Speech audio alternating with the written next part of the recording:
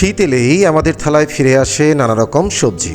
এর মধ্যে একদিকে তিতা, অন্যদিকে অসাধারণ পুষ্টিগুণে ভরপুর করলা। আজকের ডকুমেন্টারিতে আমরা জানাবো করলা কেন উপকারী, আবার কখন এটি ক্ষতিকর হতে পারে। দর্শক, স্বাগতম আমাদের বিশেষ আয়োজন বিবিসি স্বাস্থ্য কথা। আমাদের আজকের আয়োজন করলা। তিতা কিন্তু জীবনদায়ী। শীতের এই জনপ্রিয় সবজিটি যেমন আমাদের স্বাস্থ্যের জন্য ভালো, তেমনি আজ আমরা বিশেষজ্ঞদের মতামত ও মাঠ পর্যায়ের চিত্রের মাধ্যমে বিষয়টি তুলে ধরব।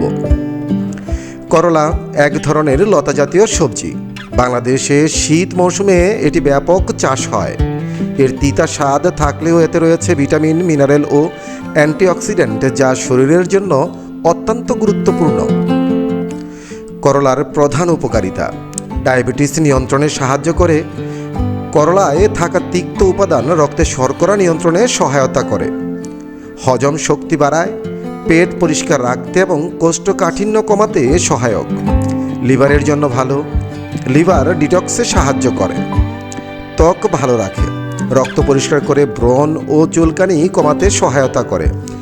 ইমিউনিটি বাড়ায়, শরীরের রোগ প্রতিরোধ ক্ষমতা শক্তিশালী করে। পুষ্টিবিদদের মতামত অনুযায়ী পরিমিত মাত্রায় করলা খাওয়া স্বাস্থ্যের জন্য খুবই উপকারী, তবে যাদের অতি তিতা সহ্য হয় না বা বিশেষ শারীরিক সমস্যা আছে তাদের সাবধানে খাওয়া উচিত। করলা বেশি খেলে বা ভুলভাবে খেলে যে সকল সমস্যা হতে পারে: পেটে ব্যথা ও বমি, লো ব্লাড সুগার, গর্ভবতী নারীদের ঝুঁকি, অ্যালার্জি সমস্যা। এক্ষেত্রে ডাক্তারদের মতামত অনুযায়ী গর্ভবতী নারী, শিশু এবং যাদের লিভার বা কিডনির সমস্যা আছে তাদের অতিরিক্ত করলা খাওয়া ঠিক নয়। ভালোভাবে ধুয়ে রান্না করুন, অতিরিক্ত তেল মশলা এড়িয়ে চলুন। সপ্তাহে 2-3 বার পরিমিত পরিমাণে খান। তেতো বেশি লাগলে লবণ পানিতে ভিজিয়ে রাখুন। করলা তিতা হলেও সঠিকভাবে খেলে এটি হতে পারে আমাদের স্বাস্থ্যের বন্ধু।